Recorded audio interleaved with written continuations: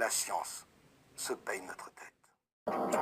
Officiellement, le corps d'Adolf Hitler a été retrouvé calciné devant son bunker au début du mois de mai 1945. 73 ans après, la thèse du suicide par balle est toujours controversée. Est-il bien mort en 1945 ou s'est-il échappé vers l'Amérique du Sud comme le prétendent certains? Pour la première fois, un médecin légiste français a pu procéder à de nouvelles analyses. Rien qu'en examinant ce fragment de calotte crânienne, on peut dire que la trace du tir est en soi compatible avec une cause de mort. Ce même médecin légiste a défrayé la chronique cette année avec son analyse de l'homme de Cro-Magnon. Tant que je gagne, je joue, comme on dit. Vous vous souvenez sans doute de la reconstitution du visage de l'homme de Cro-Magnon pour le 150e anniversaire de sa découverte dans la vallée de Vézère en 1868. Replongeons-nous dans l'ambiance de cette seconde partie du 19e siècle. Les savants qui prônent la préhistoire ont déjà fait pas mal de découvertes, mais il leur manque la découverte marquante, celle d'un homme préhistorique. Et quand la science a besoin de découvrir quelque chose, j'ai déjà remarqué qu'invariablement, elle le découvre. Rien ne lui résiste. Sauf, évidemment, le remède universel contre le cancer ou encore l'énergie inépuisable et gratuite pour tous. Car les découvertes qui pourraient nuire à certains intérêts financiers tout en nous apportant une amélioration de nos conditions de vie et une certaine liberté, celles-là, on les attend encore. Au terme de son étude, Philippe Charlier s'étonne.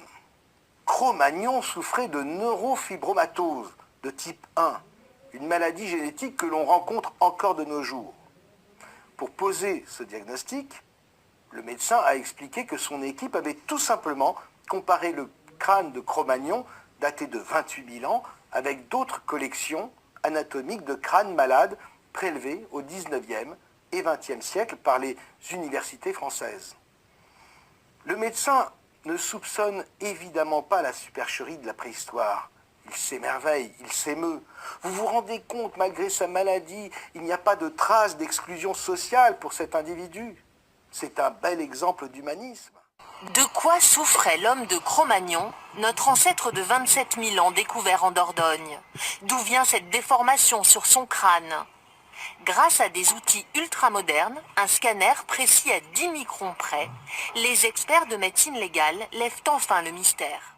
On s'est rendu compte qu'à l'intérieur de l'os, au niveau de la base du crâne, mais également à la surface du crâne, il y avait de nombreuses érosions provoquées par des nodules qui poussaient, qui grossissaient et qui finissaient par éroder l'os au fur et à mesure.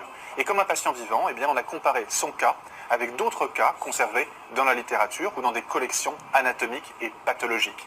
Et c'est comme ça qu'on est arrivé à cette proposition de diagnostic de maladie de Recklinghausen. Cette maladie génétique crée des tumeurs bénignes le long des nerfs, à la fois sous la peau et en profondeur. Elle peut provoquer des problèmes d'équilibre, des maux de tête et même rendre aveugle. C'est assez philosophique, hein. Le plus ancien homme moderne conservé est un homme déjà malade. Il a été pris en charge par la communauté. Malgré tout, il a été intégré. Il n'a pas été exclu malgré sa difformité physique. C'est un beau message de tolérance. Mais ce que je voudrais dire, c'est que ce type de comportement, moi je considère qu'on est en plein dans la loi Abou-Picard. La science se paye notre tête. Et on peut même dresser un top 5 ou 10 des amalgames aujourd'hui. Parmi les plus belles qu'on a pu entendre ces derniers jours ou ces dernières semaines, parce qu'une personne a une trace sur le front, eh bien ici il y a un risque potentiel, non c'est même pas un risque, c'est un signe d'extrémisme ou de radicalité ou d'intégrisme, une trace sur le front. Parce qu'apparemment, d'après la personne qui a fait sa superbe expertise, les musulmans intégristes frappent leur tête contre le sol quand ils prient. Donc comme si on mettait des coups de tête sur le sol. Les musulmans, plusieurs fois dans la journée, donc vous savez très bien qu'une prière de 2 rak'at, 2 unités de prière, on va faire 4 fois, on va se prosterner, donc multiplié par une journée, 24 heures, par une vie, c'est des milliers de fois. Donc à force de se prosterner, puisqu'on met des coups de tête apparemment sur le sol, eh bien on aurait des traces sur le front D'accord, parce que nous, en fait, les musulmans, apparemment, peut-être, on n'a pas une épiderme, on n'a pas d'épiderme ici, on n'a pas une peau, on a du métal, genre Robocop. Ça veut dire que si notre front, à force de poser notre front sur la tête, voilà, ça ne peut pas marquer. Par contre, les autres humains, si tu frottes un peu, là, le front, là, comme ça, tu as une tache rouge, c'est normal. Mais nous, non. Donc, si tu as une tache, parce que nous, parce qu'il y a des sensibilités différentes, il y a des peaux fragiles, il y a des peaux qui sont moins fragiles. Si tu as le risque, tu as le malheur d'avoir une tache sur le front, eh bien voilà, soit tu vas t'acheter du fond de teint, ou soit, eh bien voilà, ne t'étonne pas si on te taxe d'extrémiste.